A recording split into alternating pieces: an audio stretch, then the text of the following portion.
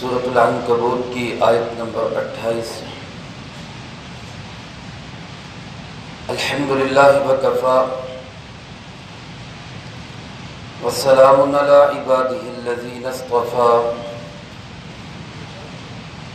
خصوصاً علی سید الرسل وخاتم الانبیاء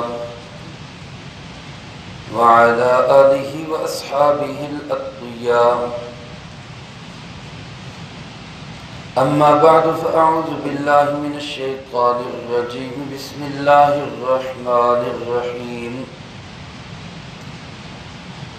ولوطا اذ قال لقومه انکم لتأتون الفاحشة ما سبقکم بها من احد من العالمین، أئنكم لتأتون الرجال وتقطعون السبيل وتأتون في ناديكم المنكر، فما كان جواب قومه إلا أن قالوا ائتنا بعذاب الله إن كنت من الصادقين، قال رب انصرني على القوم المفسدين۔ ولما جاءت رسلنا إبراهيم بالبشرى قالوا إنا مهلكو أهل هذه القرية إن أهلها كانوا ظالمين، قال إن فيها لوطا قالوا نحن أعلم بمن فيها لننجينه وأهله إلا امرأته كانت من الغابرين۔ ولوطا اذ قال لقومه، اور ہم نے بھیجا حضرت لوط علیہ السلام کو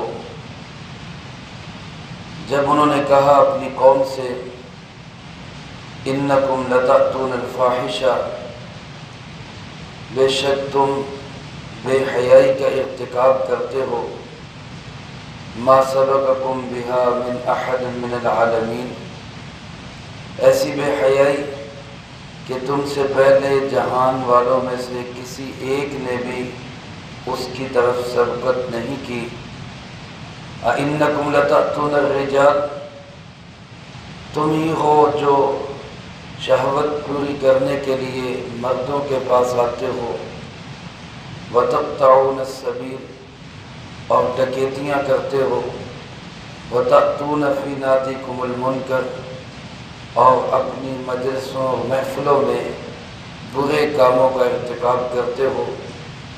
فَمَا كَانَ جَوَابَ قَوْمِهِ، بس نہ رہا ان کی قوم کے پاس کوئی بھی جواب، إِلَّا أَنْ قَالُوا، مگر وہ کہنے لگے، ائتنا بعذاب اللہ، لے آ اللہ کا عذاب، ان کنت من الصادقین، اگر تو ہے سچ بولنے والوں میں سے۔ قال رب انصرنی علی القوم المفسدین، حضرت لوط علیہ السلام نے فرمایا، میرے پروردگار میری مدد فرما اس فسادی قوم کے خلاف۔ ولما جاءت رسلنا، اور جب آئے ہمارے بھیجے ہوئے فرشتے ابراہیم علیہ السلام کے پاس، بالبشرى، خوشخبری لے کر، قالوا انا مہلکو اہل هذه القریہ، تو ابراہیم علیہ السلام سے کہنے لگے، کوئی شک نہیں کہ ہم اس بستی والوں کو ہلاک کرنے والے ہیں، ان اہلها كانوا ظالمین، یقیناً اس بستی والے ظالم لوگ ہیں۔ قال ان فیہا لوطا، ابراہیم علیہ السلام شفقتاً کہنے لگے کہ اس میں تو لوط علیہ السلام بھی ہیں۔ قالوا نحن اعلم بمن فیہا، فرشتے عرض کرنے لگے، ہم بہت اچھی طرح جانتے ہیں وہاں کون ہے۔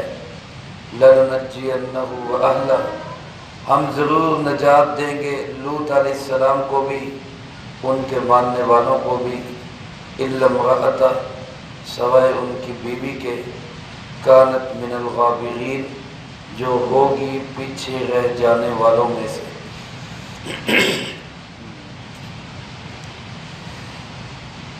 سلسلہ تذکرہ انبیاء علیہ السلام میں پہلے حضرت سیدنا نوح علیہ السلام کا ذکر ہوا، پھر حضرت ابراہیم علیہ السلام کا تذکرہ ہوا۔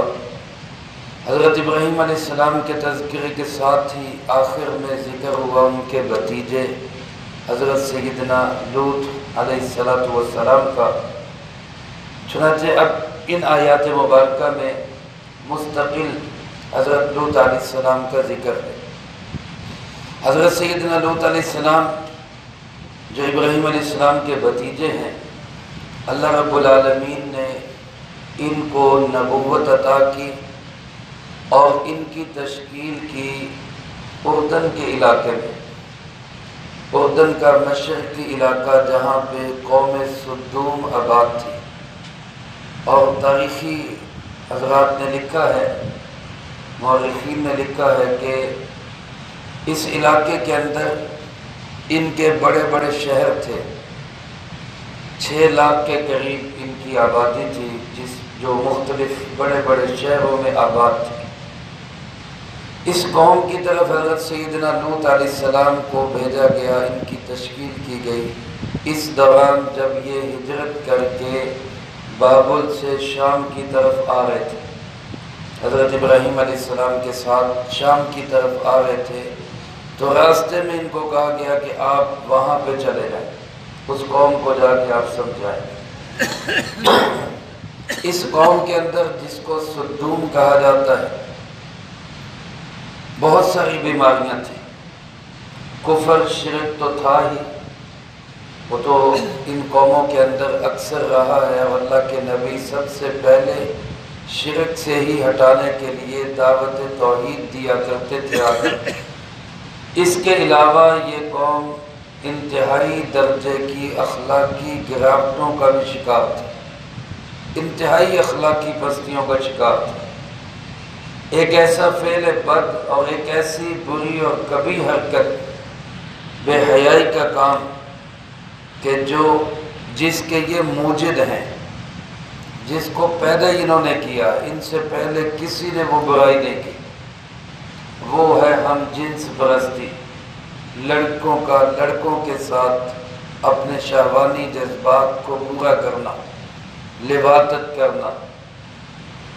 اللہ رب العالمین نے خود یہاں پہ ان کے متعلق ارشاد فرمایا کہ جب ہم نے لوط علیہ السلام کو بھیجا اس قوم کی طرف، اور پھر انہوں نے جا کے اس قوم کو دیگر پیغامات کے ساتھ یہ پیغام بھی دیا کہ تم جن برائیوں کا ارتکاب کرتے ہو ان سے باز آ جاؤ۔ اس سے معلوم ہوا کہ انبیاء علیہ السلام کا مشن جس طرح نیکیوں کی تبلیغ ہوتا ہے، اسی طرح برائیوں کی روک تھام یہ بھی انبیاء علیہ السلام کا مشن ہوتا ہے۔ صرف یہ نہیں کہ نیکی کے کاموں کی تلقین تو وہ کرے اور برائیوں پہ وہ چپ کر جائے کہ بھائی ٹھیک ہے، جو جہاں پہ لگا رہے کرتا رہے، یہ انبیاء علیہ السلام کا مشن نہیں ہوتا ہے۔ وہ جہاں آ کر لوگوں کو نیکی کا کہتے تھے کہ یہ کام کرو، یأمرون بالمعروف، وہیں ساتھ وینہون عن المنکر، برائیوں سے روکا بھی کرتے تھے۔ تو حضرت لوط علیہ السلام نے ان کی برائیوں کو کہا کہ بھئی ان کو چھوڑ دو۔ پہلی برائی کیا ذکر کی؟ فرمایا اِنَّکُمْ لَتَأْتُونَ الرِّجَالَ، تم وہ لوگ ہو کہ جو شہوانی جذبات پورے کرنے کے لیے مردوں کے پاس آتے۔ اور اس کے متعلق کیا فرمایا؟ لَتَأْتُونَ الْفَاحِشَةَ مَا سَبَقَكُمْ بِهَا مِنْ أَحَدٍ مِنَ الْعَالَمِينَ، تم ایسی گناہی اور گندی اور بے حیائی کا جرم کرتے ہو، ایک ایسا گنونا کام کرتے ہو جس کی طرف تم سے پہلے کسی نے بھی پہل نہیں کی۔ ما سبقکم بہا من احد من العالمین، جہان والوں میں سے تم سے پہلے اس برائی کی طرف کوئی نہیں گیا۔ چنانچہ علماء نے لکھا ہے کہ لوط علیہ السلام کی قوم تک اس انسانیت کے اندر بہت سارے جرائم ہوں گے، قتل بھی ہو چکا تھا، شاید زنا کی بھی برائی ہوگی، اور بھی کام ہوں گے، لیکن اغلام بازی نہیں تھی۔ لڑکوں کے ساتھ شہوت پوری کرنا یہ پہلے انسانیت کے اندر نہیں تھا۔ اس قوم نے اس برائی کو ایجاد کیا، بلکہ علماء نے لکھا کہ یہ ایسی حرکت ہے کہ جانوروں کے اندر بھی یہ نہیں ہے۔ وہ بھی نر سے اپنی شہوت پوری نہیں کرتا، بلکہ نر مادہ سے ہی اپنے شہوانی جذبات پورے کرتا ہے۔ لیکن یہ واحد قوم ہے جس نے فطرت کو مسخ کر دیا، فطرت کو الٹ کے رکھ دیا۔ اور یہ ایسا گندا اور گھنونا کام ہے کہ جناب محمد کریم صلی اللہ علیہ وسلم نے ارشاد فرمایا کہ جو شخص خدا نخواستہ اپنی بیوی کے ساتھ بھی ایسا غلط فعل کرے گا، اللہ کے محبوب نے فرمایا فقد انکر بما نزل علی محمد، وہ یوں سمجھے کہ وہ محمد صلی اللہ علیہ وسلم کی تعلیمات کا منکر ہو گئے، اور فرمایا کہ اس پہ لعنت ہے، اس پہ آپ نے اس پہ لعنت فرمائی۔ جو جہان والوں کے لیے رحمت بن کے آئے، رحمت کائنات جناب محمد کریم صلی اللہ علیہ وسلم، وہی اس بے حیائی کے ارتکاب کرنے والے پہ لعنت بھیج رہے، اس شخص پہ لعنت ہو۔ ایک تو یہ فرمایا کہ بھائی تم یہ حرکت کرتے ہو، باز آ جاؤ اس سے۔ دوسرا فرمایا وَتَقْطَعُونَ السَّبِيلَ، تم راستہ کاٹتے ہو۔ لفظی ترجمہ اس کا یہ تقطعون السبیل، راستہ کاٹتے ہو۔ راستہ کاٹنے کا مطلب، عام مطلب عربی زبان کے اندر اس کا ڈکیتی کرنا، راستوں میں کھڑے ہو کے لوگوں کو لوٹنا۔ بعض حضرات نے کہا کہ یہ لوگ لوٹ مار بھی کرتے تھے، بعض نے کہا ویسے ہی مسافروں کو پریشان کرتے تھے، اور بعض نے کہا کہ راستہ کاٹنے کا مطلب بھی وہی بے حیائی ہے کہ جو راستہ اللہ نے بنایا اس کو چھوڑ کے تم غلط راستہ اختیار کرتے ہو۔ تو بہرحال تینوں معنی اس کے ہو سکتے ہیں کہ تم ڈکیتیاں کرتے ہو، تم لوگوں کو پریشان کرتے ہو، یا تم راستہ شہوت کا چھوڑ کر غلط راستہ اختیار کرتے ہو۔ اور تیسری بات فرمایا وَتَأْتُونَ فِي نَادِيكُمُ الْمُنْكَرَ، تم اپنی مجلسوں کے اندر اور بہت سارے گندے کام کرتے ہو، گھٹیا کام کرتے ہو۔ اس میں علماء نے بہت ساری چیزیں لکھی ہیں، تالیاں بجانا بھی اس قوم نے شروع کیا، اسی طرح سیٹیاں بجانا، اسی طرح ہوٹنگ کرنا، جگت بازی، اور ایسے ہی اس کا ہوا خارج کرنے کا مقابلہ کرنا، گوز مارنا، یعنی ایسے گندے کام یہ اس قوم نے، یہ فضول حرکتیں اس نے شروع کی۔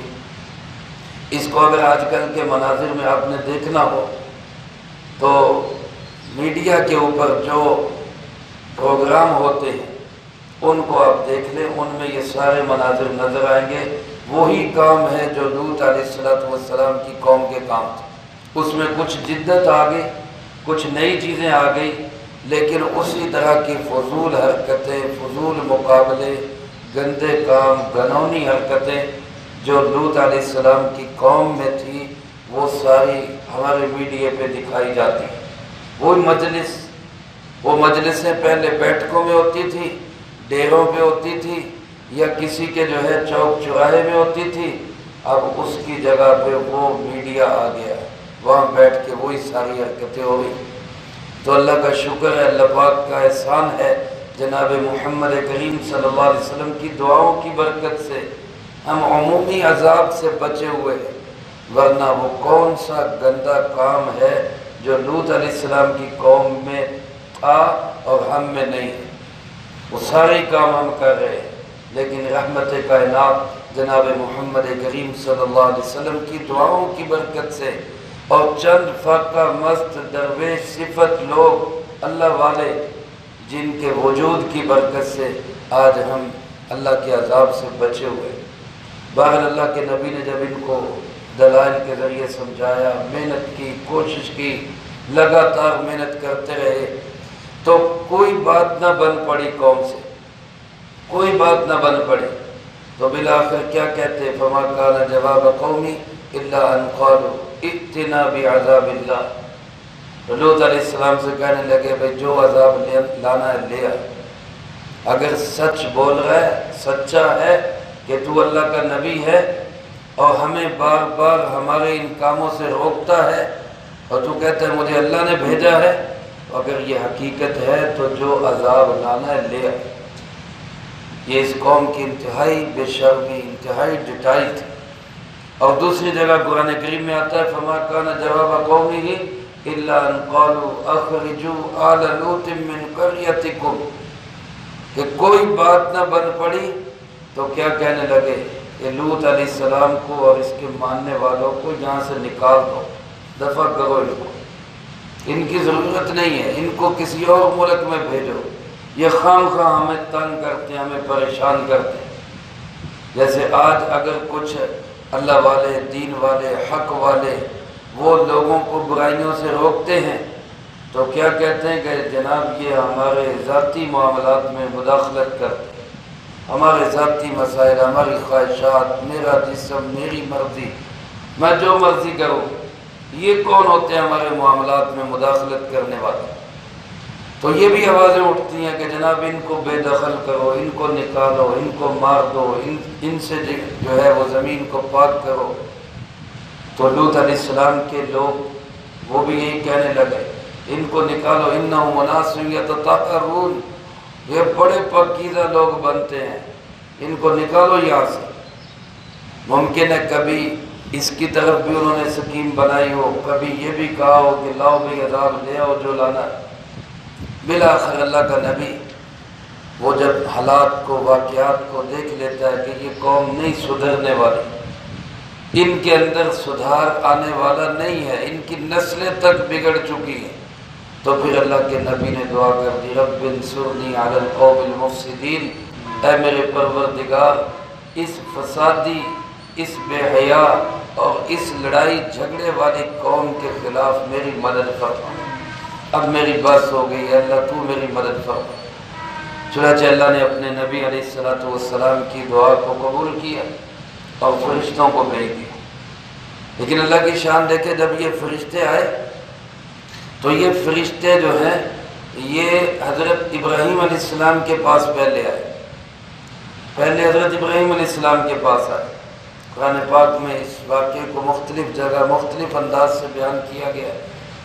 ابراہیم علیہ السلام کے پاس بھی جب آئے تو انسانوں کی شکل میں آئے، وہ پہچان نہ سکے۔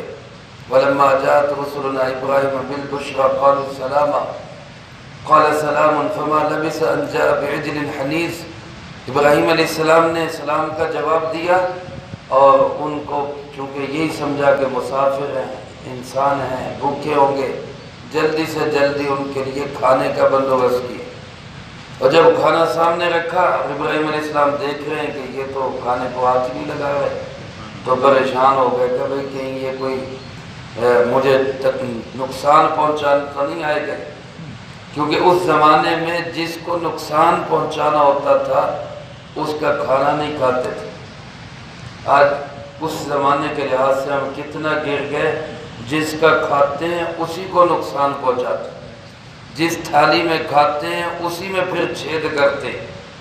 لیکن اس زمانے میں بہرحال یہ دشمنوں کے اندر بھی اخلاقیات تھی، چوروں ڈاکوؤں کے اندر بھی اخلاقیات تھی کہ جس کے ساتھ کوئی نقصان کرنا ہوتا، لوٹ مار کرنی ہوتی، اس کا کھاتے نہیں تھے، نمک حرامی نہیں کرتے تھے۔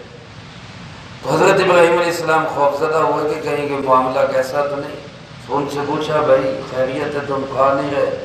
انہوں نے کہا اللہ کے خلیل ہم تو فرشتے، ہم نے کیا کھانا ہے، ہم کھانے پینے سے پاک ہیں، ہم تو آپ کو خوشخبری دینے آئے ہیں کہ اللہ آپ کو بیٹا دے گا، پہلے بیٹا ہوگا پھر پوتا بھی آپ کی زندگی میں ہوگا، آپ کا بیٹا ہوگا جس کا نام اسحاق ہوگا، اسحاق کا بیٹا ہوگا جس کا نام یعقوب ہوگا علیہ السلام۔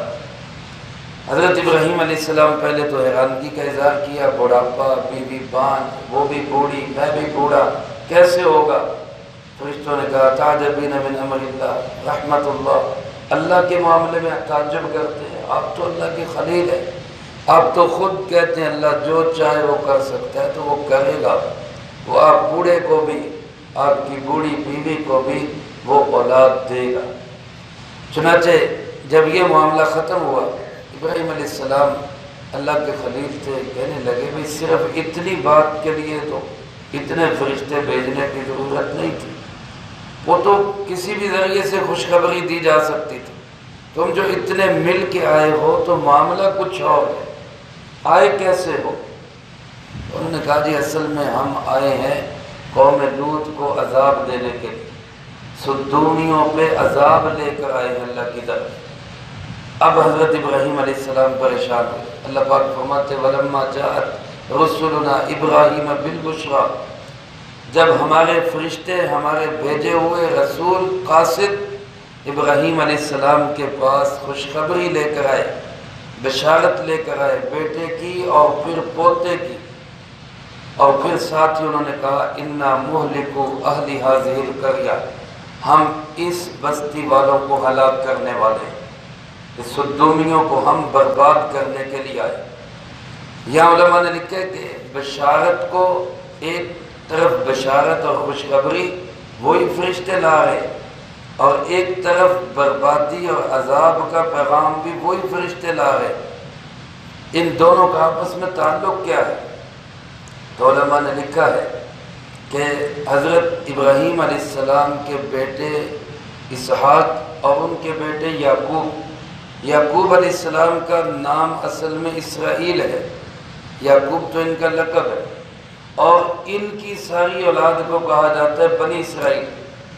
تو گویا اللہ پاک نے کہا کہ اگر میں ایک طرف ایک قوم کو تباہ و برباد کر رہا ہوں تو اس کی جگہ پہ دوسری قوم پیدا کرنے کے لیے تجھے یعقوب بھی دے رہا ہوں، تاکہ ایک قوم دنیا سے ختم ہوگی تو اس کی جگہ پہ دوسری قوم جو اللہ کی پسندیدہ قوم ہوگی وہ دنیا میں پیدا ہوگی۔ اور میرے محترم دوستو، یہی اصول اللہ رب العالمین کا آج بھی ہے۔ اگر لوگ دین کی مخالفت کرتے ہیں، دین والوں کی مخالفت کرتے ہیں، اللہ کے دین کو ٹھکراتے ہیں، تو اللہ رب العالمین اس قوم کو ناپید کر کے کسی اور قوم کو پیدا کر دیتے ہیں، کسی اور قوم کو کھڑا کر دیتے ہیں، وہ پھر اللہ کے دین کا کام سنبھالتے ہیں۔ آج میرے دوستو، ہم اہل پاکستان اور اہل بر صغیر ہم اس بات کو سمجھ جائے، اب بھی وقت ہے سمجھ جائے۔ ہم مدارس کی، مراکز کی، تبلیغی جماعات کی اور دین والوں کی مخالفت کر کر کے اس سٹیج پہ خدا نخواستہ کہیں پہنچ نہ گئے ہوں کہ اللہ ہم سے دین لے کر کسی اور قوم کو دے دے۔ اس لیے اس کی قدر کر لیں، اب بھی اللہ سے معافی مانگ لیں، توبہ کر لیں، مساجد، مدارس، مراکز کو آباد کر لیں، ورنہ یہ نعمت چھن گئی تو پھر گئے ہم بھی، ہمارے پلے بھی کچھ نہیں رہے گا۔ اللہ ہماری اس سے حفاظت فرمائے۔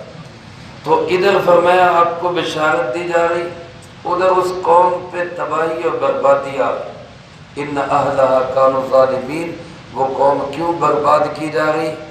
اس لیے نہیں کہ اللہ کی طرف سے کوئی نعوذ باللہ ظلم ہو رہا ہے، اللہ تو ظلم نہیں کرتا، وہ قوم خود ظالم ہے، وہ قوم خود ظلم کرنے والے ہیں۔